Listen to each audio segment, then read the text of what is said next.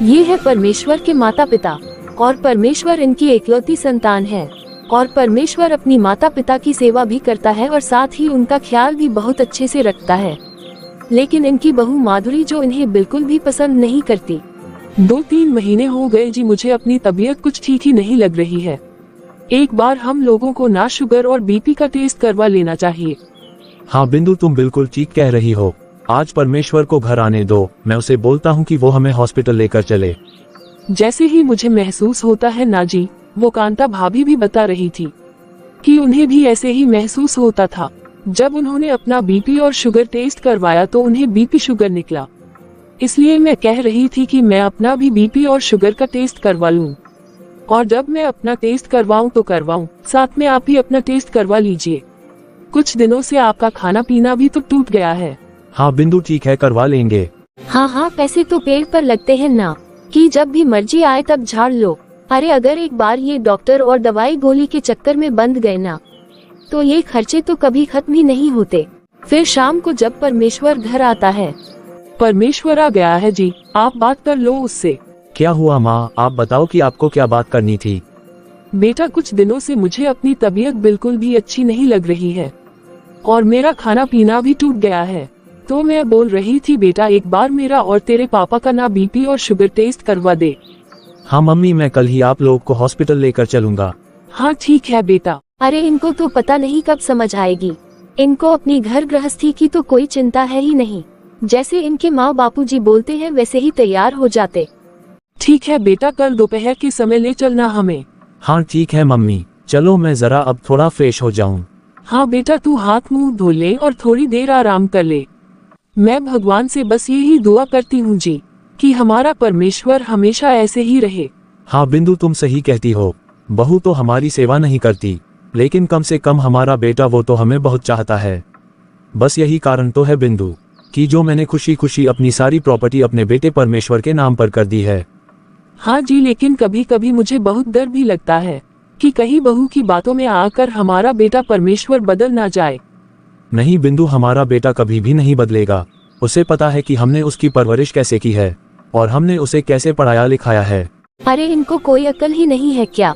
अरे हमारा भी तो खुद का अपना परिवार है। हमारा एक बेटा है, बेटी है, और उनके भी तो कितने खर्चे लगे रहते हैं। ये तो अपनी सारी कमाई के अपने माँ बाप पर ही लुटाते रहेंगे। अरे क्या हुआ माधुरी, तुम बहुत ही परेशान लग रही हो। अरे नहीं, कुछ भी तो नहीं है। अरे बताओ तो सही कि आखिर क्या हुआ। आप ये बताएं कि मम्मी पापा क्या बोल रहे थे आपको। अरे उनकी तबीयत कुछ दिन से ठीक नहीं है, तो वो मुझे हॉस्पिटल चलने के लिए बोल रहे थे। अरे उन्हें देखकर लगता भी है आपको कि उनकी तबीयत ठीक नहीं होगी। अरे वो तो दोनों टाइम पेट भर कर खाना खा रहे हैं, इधर से उधर घूम रहे हैं, बोल रहे हैं, बता रहे हैं। अब इस उम्र में तो थोड़ा बहुत नरम गरम हो ही जाता है ना। ठीक है ना माधुरी, यदि उन्हें अपनी तबीयत सही नहीं लग रही है और अगर उनकी इच्छा है कि वो अपना चेकअप करवाना चाहते हैं तो मैं उनका चेकअप करवाने के लिए ले आऊंगा ना। अच्छा, तो क्या चेकअप कोई फ्री में होता है क्या, जो आप इनको लेकर गए और बस करवा कर ले आएंगे। अरे अगर एक बार हम इन डॉक्टरों के पाले में पड़ गए ना, तो जिंदगी भर इन डॉक्टरों से पीछा नहीं छूटेगा। अरे कभी ये दवाई, कभी वो इंजेक्शन, अरे कभी भी खर्चे कम नहीं होते, बल्कि दिन पर दिन खर्चे बढ़ते ही जाते हैं। अब आप ही बताएं ना कि क्या अपनी सारी कमाई आप अपने मम्मी पापा पर ही लुटा देंगे। अरे हमारा भी तो अपना खुद का परिवार है ना, भला हमारे अपने खर्चे कम है क्या। और आप अकेले की मेहनत और इस छोटी सी दुकान में आप क्या क्या कर लेंगे। देखिए, आप बेकार में अपने खर्चे मत बढ़ाए। अरे ऐसा मत बोलो माधुरी, भला हमारे सिवा उनका है ही कौन। और वैसे मम्मी पापा ने तो अपनी सारी प्रॉपर्टी पहले ही हमारे नाम भी कर दी है ना। अरे ये क्या बोल रहे हैं आपकी हमारे नाम कर दी है। अपने आप ही उन्होंने आपके नाम पर किया है, और आपके नाम पर तो उन्हें वैसे भी करना ही था ना, क्योंकि आप तो उनके इकलौते बेटे हो। देखिए, मैं आपको बता देती हूँ कि आप बेकार में खर्चे मत बढ़ाए, और अगर आपको उनका टेस्ट करवाना ही है तो आप उनको सरकारी अस्पताल में लेकर जाए। उन्हें ये दुनिया भर का टेस्ट करवाने के चक्कर में अगर कोई बीमारी निकल गई ना, तो सोच लीजिए कि कितना खर्चा बढ़ जाएगा हमारा। अच्छा तुम परेशान मत हो, मैं मम्मी पापा का टेस्ट ना सरकारी अस्पताल में ही करवा दूंगा। और देखो माधुरी, तुम ये सब जरा धीरे बोला करो, अगर उन्होंने सुन लिया तो उन्हें कितना बुरा लगेगा। अरे भला इसमें बुरा लगने वाली क्या बात है। मैं कौन सी गलत बात कह रही हूँ। अरे उन्हें खुद को भी तो अकल होनी चाहिए कि उनके बेटे की एक छोटी सी तो दुकान है और उस दुकान के पीछे वो अपना परिवार पालेगा या फिर उनका जबरदस्ती का खर्चा उठाएगा। लेकिन माधुरी, ये दुकान भी तो पापा की ही है ना, और उस दुकान से मैं इतना तो कमा ही लेता हूँ कि मैं अपना परिवार अच्छे से पाल सकता हूँ। अरे क्या खाक अच्छा कमा लेते हैं जी आप। पिछले 1 साल से मैं आपके पीछे लगी हुई हूँ कि मेरे लिए एक रानी हार बनवा दीजिए, लेकिन आप तो हमेशा यही कहते हो कि अभी बहुत खर्चा है, अभी तो कुछ प्रॉफिट नहीं है। मुझे तो लगता है कि आपकी दुकान में सिर्फ मेरे लिए ही प्रॉफिट नहीं लगता है। देखो माधुरी, ये सब बेकार के खर्चे हैं और तुम्हारे पास तो पहले से ही पर्याप्त जेवर है ना, तो फिर एक और जेवर बना के हम क्यों बेकार के खर्चे बढ़ाए। क्या कहा आपने कि बेकार के खर्चे? अरे आपने कभी राहुल की मम्मी के सेट देखे हैं क्या? अरे हर कार्यक्रम में वो अपने सोने के जेवर बदल बदल कर पहनती है, लेकिन मैं जिस दिन से इस घर में आई हूँ बस घिसे पीछे उन्हीं जेवर को पहनती रहती हूँ। अच्छा ठीक है बाबा, मैं तुम्हारे लिए भी एक और हार बनवा दूंगा, पर देखो तुम घर में शांति का माहौल बनाओ। मुझे इस तरह का कलेश बिल्कुल भी पसंद नहीं है, ठीक है? हाँ ठीक है। फिर दूसरे दिन परमेश्वर अपने माता पिता को लेकर हॉस्पिटल जाने लगता है, लेकिन उसे अपनी पत्नी की बातें याद आती है कि उसने कहा है कि मैं मम्मी पापा का इलाज सरकारी अस्पताल में ही करवाऊं। तो फिर परमेश्वर अपने माता पिता को सरकारी हॉस्पिटल में लेकर चला जाता है। ये क्या बेटा, आज हम लोग सरकारी अस्पताल आए हैं? अरे हाँ मम्मी, मेरे एक दोस्त ने मुझे बताया कि यहाँ भी बहुत अच्छा इलाज होता है, इसलिए मैंने सोचा कि आज यही इलाज करवा के देखते हैं। हाँ बेटा, सही किया तुमने। वैसे भी आजकल सरकारी अस्पताल में सारी सुविधाएं उपलब्ध हो चुकी है। चलिए मम्मी पापा, अंदर चलकर टेस्ट करवा लेते हैं। हाँ चलो बेटा। परमेश्वर के माता पिता पहली बार सरकारी हॉस्पिटल में आते हैं और सैंपल के लिए उनका ब्लड ले लिया जाता है। मम्मी पापा, थोड़ी देर में आप लोगों की रिपोर्ट आ जाएगी, आप लोग बैठिए, मैं अभी आता हूँ। हाँ ठीक है बेटा, मुझे यकीन नहीं हो रहा है जी कि परमेश्वर हमें सरकारी हॉस्पिटल में लेकर आया है। इससे पहले तो जब भी हम बीमार होते थे तो वो हमें प्राइवेट हॉस्पिटल में ही लेकर जाता था। हाँ बिंदु, मैं अपने बेटे की मजबूरियों को समझता हूँ। परमेश्वर को बहू ने ही कहा होगा कि वो हमें सरकारी हॉस्पिटल में ही लेकर आए। हाँ जी, मुझे भी ऐसे ही लगता है। मम्मी क्या हुआ बेटा, आ क्या गई हमारी रिपोर्ट? हाँ पापा, आप दोनों का शुगर बढ़ा हुआ है और साथ में आपका बीपी भी लो है, लेकिन आप लोग घबराए मत, ये कोई बड़ी बीमारी नहीं है। ठीक है बेटा, लेकिन डॉक्टर ने इसका कुछ तो परहेज बताया ही होगा। अरे हाँ मम्मी, मैं तो ये पूछना ही भूल गया, और अब तो लंच ब्रेक भी हो गया है। क्या बात है, कुछ पूछना था क्या आप लोगों को? हाँ जी डॉक्टर साहब, हम दोनों को शुगर और बीपी है, तो हमें खाने पीने में क्या परहेज करना होगा? अच्छा, आप लोग टेंशन बिल्कुल मत लीजिए, आजकल ये तो आम बीमारी हो चुकी है। बस आप लोगों को चावल का सेवन कम से कम ही करना है और मीठी चीजों से परहेज करना है। ज्यादा से ज्यादा आप लोगों को रोटियां और दलिया वगैरह ही खाना है। ठीक है डॉक्टर साहब। फिर परमेश्वर अपने माता पिता को लेकर घर वापस आ जाता है और आते ही उनकी पत्नी माधुरी पूछती है कि क्या बताया है डॉक्टर ने उन्हें। आ गए जी आप लोग, क्या बताया है डॉक्टर ने? अरे हाँ माधुरी, मम्मी और पापा को शुगर और बीपी की प्रॉब्लम है। डॉक्टर ने इन्हें चावल का सेवन कम से कम करने को कहा है। तुम इन्हें ज्यादा से ज्यादा रोटियां ही देना। अरे मैंने तो पहले ही कहा था जी आपको कि एक बार बस डॉक्टर के सामने पहुंच जाओ और वो बेकार में ही दुनिया भर की बीमारी निकाल देते हैं। मुझे तो नहीं लगता कि मम्मी पापा को ऐसा कुछ भी हुआ होगा। अरे ये दोनों बढ़िया खा पी तो रहे हैं। अरे नहीं बहू, कुछ दिनों से मुझे और तुम्हारे पापा जी को बहुत ही अजीब सा लग रहा था। हम दोनों की ही तबीयत कुछ ठीक नहीं लग रही थी, इसलिए तो हमने टेस्ट करवाने को कहा था। तो फिर ठीक है, खाते रहिए आप ये दवाइयाँ और गोलियाँ। ठीक है मम्मी पापा, आप लोग समय समय पर दवाइयाँ खाते रहना, फिर देखिएगा आप लोग बहुत जल्दी ठीक हो जाएंगे। हाँ ठीक है बेटा। अच्छा, तो अब इनको सिर्फ रोटियां ही खानी हैं। अब मैं क्या इतनी गर्मी में बस इन लोगों को रोटियां ही सेक कर देती रहूं? और एक ये भी बड़े आए कहते हैं कि इन्हें बस रोटियां ही देना, इनके लिए बस रोटियां ही बनाना। क्या इतना आसान है क्या रोटी बनाना? अरे गर्मी से दरबदर हो जाता है इंसान खाना बनाने तक, और इन लोगों के लिए सिर्फ मैं रोटियां ही सेकते रही तो हो गया फिर तो मेरा। अब जिसको खाना है सो खाए और नहीं खाना है सो मत खाए। मैं तो चावल बनाकर रख दूंगी। अरे मुझे समझ में नहीं आता कि ये एक बार भी अपनी पत्नी के बारे में नहीं सोचते कि इस घर में कोई काम वाली तो है नहीं। मैं अकेले ही इतना बड़ा घर संभालती हूँ और बच्चों को संभालती हूँ, और अब इनके बूढ़े माँ बाप को भी संभालने की जिम्मेदारी मेरे मथे मत दी है इन्होंने। अरे क्या हुआ माधुरी, तुम इतने जोर जोर से चीख क्यों रही हो? एक बात बताए मुझे आपकी, क्या आपको अपनी बीवी पर जरा सा भी तरस नहीं आता है? अरे तुम ऐसा क्यों बोल रही हो? अरे आपने तो बड़ी आसानी से ऑर्डर लगा दिया कि मैं इन्हें बस रोटियां ही सेक कर दूं। अरे आपको पता भी है कि एक एक रोटी बनाने में कितनी मेहनत लगती है। अरे पसीने से पूरी गिली हो जाती हूँ मैं किचन में। लेकिन माधुरी हमारे किचन में तो एग्जॉस्टर और फैन दोनों लगा तो हुआ है ना, तो फिर भला इतनी गर्मी कैसे? हाँ, फैन ऑन करके मैं रोटियां सेक सकती हूँ ना। अरे तुम ऐसे जोर जोर से तो मत चिल्लाओ, अगर मम्मी पापा ने सुन लिया तो उन्हें कितना बुरा लगेगा। अरे अगर बुरा लगता है तो लगे, मैंने किसी का ठेका लेकर रखा है क्या कि जिसे जो खाना है उनकी फरमाइश पर वही बनाते रहूं मैं? अरे मैं कोई बावर्ची हूँ क्या? देखिए जी, आप मेरी बात साफ साफ सुन लीजिए और समझ भी लीजिए। इतनी गर्मी में मेरे बस की बात नहीं है कि मैं बैठकर रोटियां बनाऊं और सबको खिलाते रहूं। इसलिए मैं रोज की चावल बनाकर रख दूंगी, जिसको चुपचाप खाना है तो खाए, अगर नहीं खाना है तो मत खाए।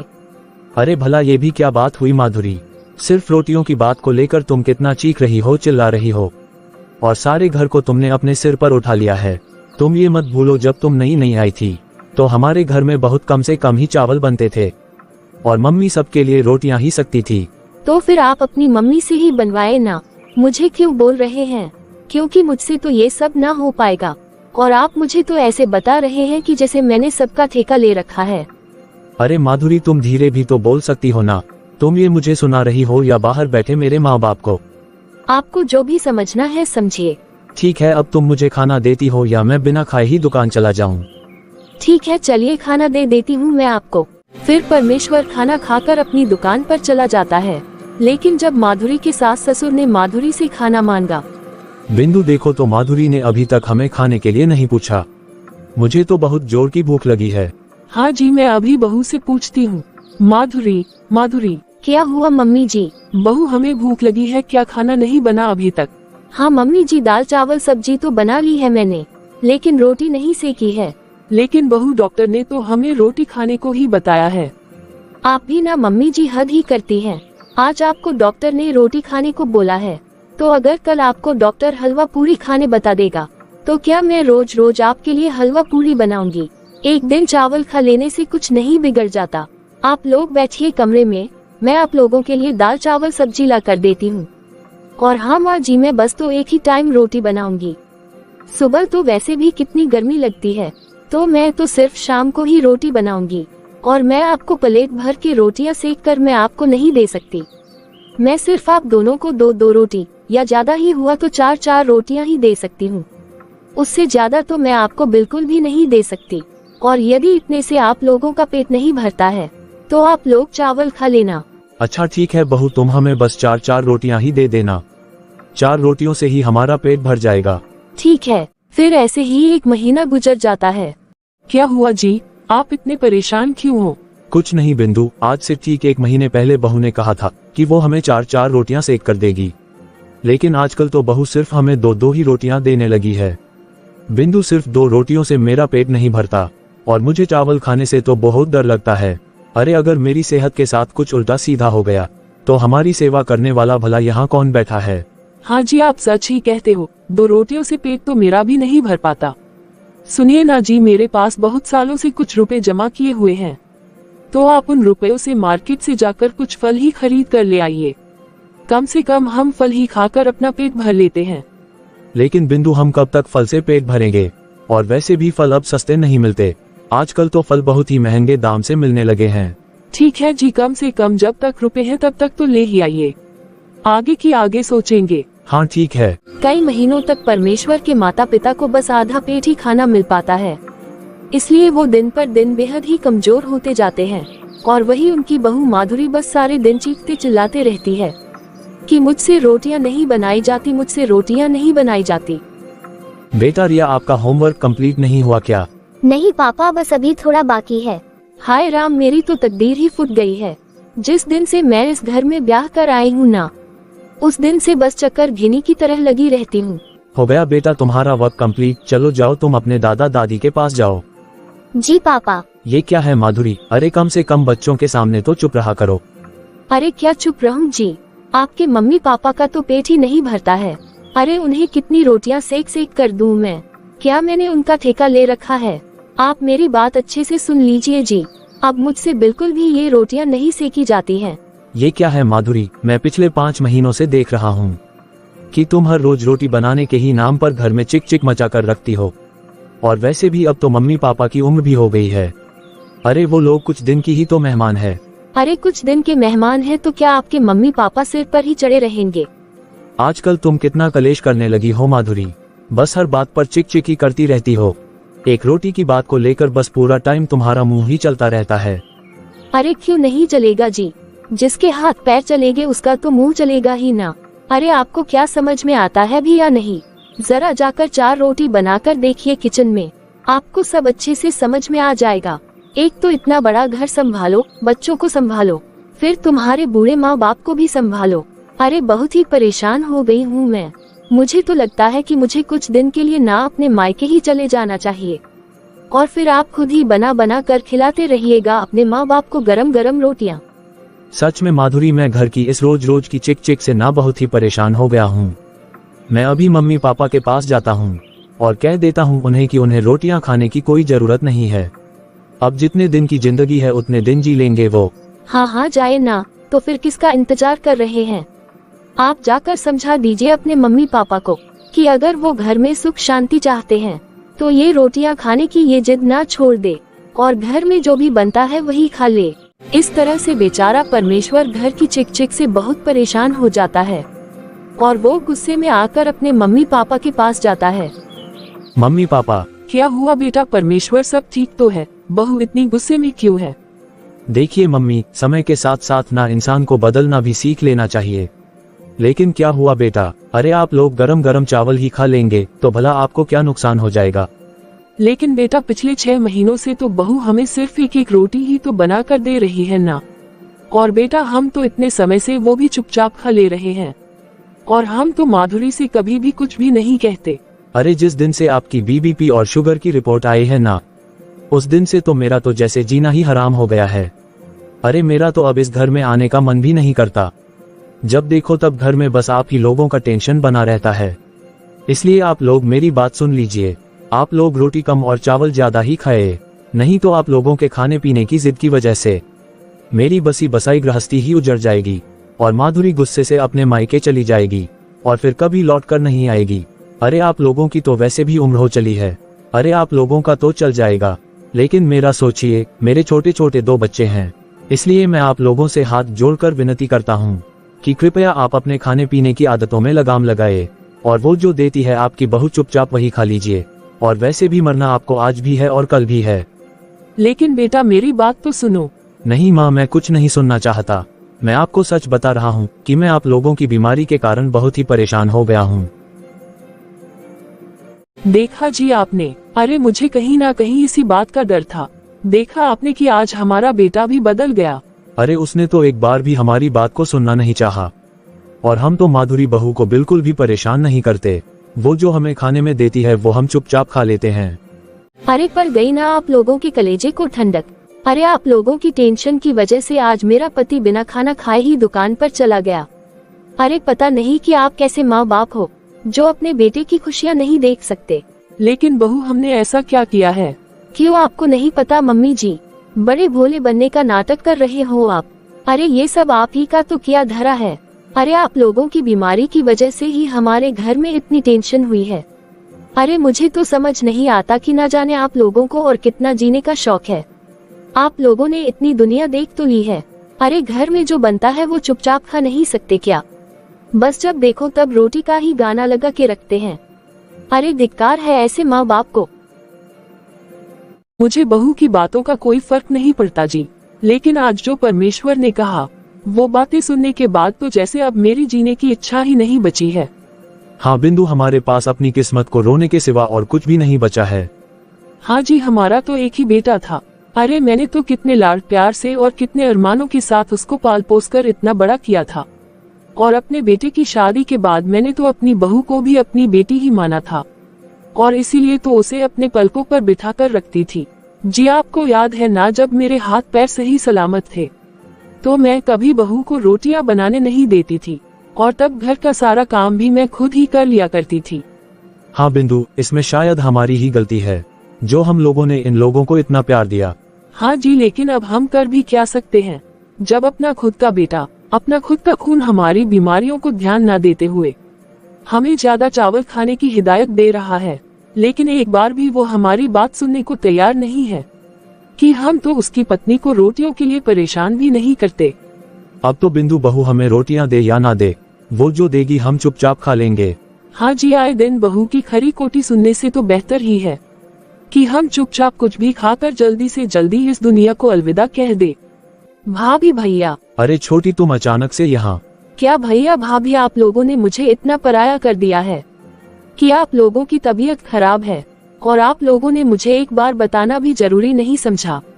अरे ऐसा कुछ नहीं हुआ है छोटी, बस थोड़ा सा बीपी शुगर ही तो है, बाकी तो सब ठीक है ना। भला हम तुझे क्यों बताकर बेकार में ही परेशान करते। रुको, मैं अभी माधुरी से कहकर तुम्हारे लिए चाय मंगवाता हूँ। माधुरी? माधुरी बहू तुम्हारी बुआ सास आई है, जरा चाय नाश्ता लेकर आना बेटा। ये और इनके पूरे रिश्तेदार ना जाने क्यों समय बेसमय आ जाते हैं मुझे परेशान करने। अरे तुम बुरा मत मानना छोटी, आज वो थोड़ा बहू का ना दिमाग खराब है, इसलिए उसने ऐसे ही बोल दिया। भाभी आपको कुछ छुपाने की जरूरत नहीं है, मुझे प्रिया ने सब कुछ बता दिया है। क्या प्रिया ने? हाँ भाभी, एक दिन मैंने आप लोगों से बात करने की यहाँ फोन लगाया, तब आप लोग शायद हॉस्पिटल गए हुए थे, और आपकी बहू माधुरी वो भी मार्केट गई हुई थी। तब प्रिया से मेरी बात हुई थी, तब प्रिया ने मुझे सारी बात बताई कि आप लोग यहाँ कितने परेशान हैं। बस इसलिए ही तो मैं यहाँ पर आई हूँ भैया। देखिए भैया, ऐसे आप हाथ पे हाथ धर के और लाचार होकर घर पर मत बैठे रहिए। अरे भैया, आप अपनी शक्ति का इस्तेमाल कीजिए ना, अपने बहू और बेटे को सबक सिखाने के लिए। लेकिन छोटी, अब इस बुढ़ापे में मेरे पास ऐसी कौन सी शक्ति है जो मैं इस्तेमाल करूँगा? है भैया, वो शक्ति आपके पास है। अरे भैया, वो शक्ति मेरे पास भी है, और हमारी उम्र के सारे बुजुर्गों के पास है। लेकिन क्या छोटी, मुझे साफ साफ बताओ। अरे भैया, हमारे पास हमारी सबसे बड़ी शक्ति, हमारी प्रॉपर्टी, हमारी जायदाद और हमारे रुपए पैसे हैं। अरे हमारे बच्चे उसी लालच में ही तो हमारे साथ रहते हैं कि हमारे जाने के बाद ये सारी प्रॉपर्टी उनकी हो जाएगी। आप इसी शक्ति का इस्तेमाल कीजिए ना भैया, और दिखा दीजिए इन्हें इनकी औकात। लेकिन मेरी बहन, अब वो शक्ति भी मेरे पास नहीं रही, क्योंकि अभी 7 महीने पहले ही मैंने अपनी सारी प्रॉपर्टी अपने इकलौते बेटे के नाम कर दी है। और वैसे भी छोटी, ये प्रॉपर्टी तो आज नहीं तो कल हमारे बेटे के ही नाम होनी है ना। अरे भैया, जब होनी होगी तब होगी ना, लेकिन अभी भी कुछ नहीं बिगड़ा है भैया, जो गया है वो वापस भी आ सकता है। बस आप एक अच्छे वकील से बात कीजिए। लेकिन अब वापस कैसे मिलेगा छोटी? देखो भाभी, जब तक माँ बाप जिंदा है ना, तब तक वो अपनी प्रॉपर्टी अपने बच्चों के नाम कर भी सकते हैं, और समय आने पर उनसे वो सारी प्रॉपर्टी वापस भी ले सकते हैं, और ये करने के लिए उनके माता पिता को कोई भी नहीं रोक सकता। इसलिए मैं कहती हूँ भैया कि आप अपने बेटे परमेश्वर से ना अपनी सारी संपत्ति वापस ले लीजिए, क्योंकि भैया अगर आप ऐसा ही कुछ करेंगे ना, तभी आपकी हालत सुधर सकते हैं, और आपकी इस घमंडी बहू को सबक सिखाना भी बहुत जरूरी है। ये आप लोगों को खाने के लिए दाने दाने को तरसा रही है ना। अरे जब आपकी प्रॉपर्टी आप लोगों के हाथ में वापस आ जाएगी ना, तो देखना यही बहू बेटे आप लोगों के आगे पीछे घूम घूम कर आप लोगों की सेवा करेंगे, और नहीं भी किए तो जब आप लोगों के पास इतना धन दौलत तो होगा, तो आप एक काम वाली तो रख ही सकते हैं ना, जो आपकी सेवा करे और आप लोगों को खाना बना कर दे। और मुझे तो नहीं लगता कि आपको काम वाली रखने की जरूरत भी पड़ेगी, क्योंकि ना बच्चे लालची होते हैं, उन्हें तो बस मुफ्त में अपने माता पिता की ही संपत्ति चाहिए होती है। तुम देखना तो सही, वो खुद ही तुम्हारी सेवा करने लगेंगे। हाँ जी, हमें ऐसा ही कुछ करना चाहिए। मुझे तो छोटी की बात अच्छी लग रही है। हमारे पास इतना सब कुछ धन दौलत होते हुए भी क्या हम इस उम्र में खाना खाने को तरसते रहें? शायद तुम ठीक कहती हो छोटी, मैं आज ही अपने एक वकील दोस्त से बात करूंगा। हाँ ठीक है भैया, आप जरूर कीजिए। परमेश्वर के पिता को परमेश्वर की बुआ की बात बहुत अच्छी लगती है, और वो सोचते हैं कि क्यों ना मैं अपनी बहन के कहे अनुसार ही ऐसा कुछ करूं, जिससे मेरे बहू बेटे की अकल ठिकाने लग जाए। और दूसरे ही दिन परमेश्वर के पिता घर में वकील लेकर आ जाते हैं। आपका काम हो जाएगा प्रसाद जी। ये वकील साहब यहाँ क्या कर रहे हैं? मैं अभी इन्हें बुलाकर लाती हूँ। बहू ने देख लिया है सर आपको, अब वो अभी जाकर परमेश्वर को बुलाकर लाएगी। मम्मी पापा ये वकील साहब किस काम के लिए आए हैं यहाँ? अरे कुछ नहीं बेटा, बस वो मैंने कुछ गलतियाँ कर दी थी ना, तो मैंने उन्हीं गलतियों को सुधारने के लिए इन्हें यहाँ बुलवाया है। भला कैसी गलती पापा? अरे बेटा मैंने अपनी पूरी जिंदगी की कमाई बिना सोचे समझे जो तुम लोगों के हाथ में रख दी थी ना, बस मैं उसे ही वापस लेना चाहता हूँ। बस मैंने इसलिए ही इन्हें यहाँ बुलाया है। हाँ बेटा परमेश्वर, इन्होंने जो अपनी सारी प्रॉपर्टी तुम्हारे नाम की थी वो प्रॉपर्टी अब ये वापस लेना चाहते हैं। क्या क्या ये ऐसे कैसे हो सकता है? इन्होंने तो सब कुछ हमारे नाम कर दिया है ना। शायद तुम ज्यादा कानून नहीं जानती हो बेटा। एक पिता का पूरा अधिकार होता है कि वो अपनी संपत्ति अपने बच्चों के नाम पर कर दे, लेकिन यदि उनका मन बदला या किसी और कारण से जब वो अपनी संपत्ति वापस लेना चाहते हैं तो साधारण तरीके से अपने बच्चों से वो अपनी सारी संपत्ति वापस ले सकते हैं। बस यही प्रोसेस था और बस इसीलिए ही आया था मैं यहाँ। और वकील साहब मैं अपनी संपत्ति तो उसी के नाम करूंगा जो मेरी और मेरी पत्नी की सेवा करेगा और जो हमें भर पेट खाना देगा। ये आप क्या बोल रहे हैं पापा जी? अरे ये आपके इकलौते बेटे हैं, आप अपनी संपत्ति इन्हें नहीं देंगे तो किसे देंगे? मैंने अभी अभी कहा ना बहू, शायद तुमने अच्छे से सुना नहीं। जो हमारी सेवा करेगा मैं अपनी सारी संपत्ति सिर्फ उसे ही दूंगा। लेकिन ये आपके इकलौते बेटे हैं, आपकी सारी संपत्ति और इस घर पर तो इन्हीं का हक होना चाहिए ना। संपत्ति पर ही पूरा अधिकार नहीं होता बहू, माता पिता पर भी तो होता है ना। अरे संपत्ति का हक तो तुम्हें अच्छे से याद है, लेकिन माता पिता भला उनका क्या? और जब तुम अपने माँ बाप को भूल गए तो उनकी संपत्ति को भी भूल जाओ। अब मैं फिर से अपनी पूरी संपत्ति का मालिक बन गया हूँ और मालिक होने के नाते आज मैं फिर से तुम्हें आदेश देता हूँ कि निकल जाओ तुम लोग मेरे घर से। देखा ना तुमने, ये सब तुम्हारा किया धरा है। अरे तुम्हें ही बहुत रोना आता था ना मेरे माँ बाप को 4 रोटियां सेक कर देने में। अब मेरे साथ तुम्हें फुटपाथ पर रहना पड़ेगा, समझ गई ना? ऐसा मत कहिए जी, मानती हूँ सब मेरी ही गलती है, लेकिन क्या मुझे गलती सुधारने का मौका नहीं मिलेगा? मम्मी पापा मुझे माफ कर दीजिए। अरे हम आप ही के तो बच्चे हैं और बच्चों से ही तो गलतियाँ होती है। एक बार हमें अपनी गलतियाँ सुधारने का मौका दे दीजिए। अब हमें तुम पर भरोसा नहीं रह गया बहू। अब हम कहाँ जाएंगे? मम्मी पापा हमें घर से मत निकालिए, हम कहाँ भटकेंगे? मुझे माफ कर दीजिए, सब मेरी गलती है। मैं वादा करती हूँ आज के बाद मैं आप लोगों की बहुत सेवा करूँगी और कभी भी शिकायत का मौका नहीं दूंगी। बताओ बिंदु, क्या माफ कर दूं मैं बहू को? हाँ जी माफ कर ही दीजिए, वैसे भी गलतियाँ तो बच्चों से ही होती है ना। और मैं तो एक माँ हूँ जी, पुत्र को पुत्र हो सकता है परंतु माता को माता नहीं हो सकती। लेकिन बिंदु मैं दोबारा धोखा नहीं खाना चाहता। एक बार तो मैं धोखा खा ही चुका है अपनी संतानों से। अरे जाने दीजिए ना भैया, एक बार माफ कर दीजिए। बताइए वकील साहब, इसके लिए कोई रास्ता है कि ये दोबारा मुझे धोखा ना दे? हाँ बिल्कुल रास्ता है। इनसे एक लिखित पेपर में साइन करवा लीजिए कि इन्होंने दोबारा आपके साथ दुर्व्यवहार किया या खाने पीने के लिए तरसाया, तो आप अपनी संपत्ति से इन दोनों को बेदखल कर देंगे। अच्छे से सुन लिया ना बेटा तुमने? हाँ मम्मी, गलती ही नहीं बल्कि पाप हुआ है हमसे, जो हम अपने भगवान स्वरूप माता पिता को इतना कष्ट दिए हैं। बस मैं भी आप लोगों से यही विनती करता हूँ कि हमें हमारी गलती सुधारने का एक मौका दीजिए। ठीक है बेटा, हमने तुम लोगों को माफ किया। पापा जी मम्मी जी, इनकी कोई गलती नहीं है। इन्होंने तो मुझे बहुत समझाया कि मैं आप लोगों के साथ ऐसा न करूं, लेकिन मैंने ही इनकी बात कभी भी नहीं सुनी। मुझे अपने किए पर बहुत पछतावा है। ठीक है भैया भाभी, आप इन्हें माफ कर ही दीजिए। अरे शाम का भूला सुबह घर लौट आया है। तो बताइए दोस्तों, आप लोगों को आज की हमारी ये कहानी कैसी लगी? और ऐसे ही आगे मोरल स्टोरीज देखते रहने के लिए प्लीज हमारे चैनल पीकबू हिंदी कहानियाँ को सब्सक्राइब करें।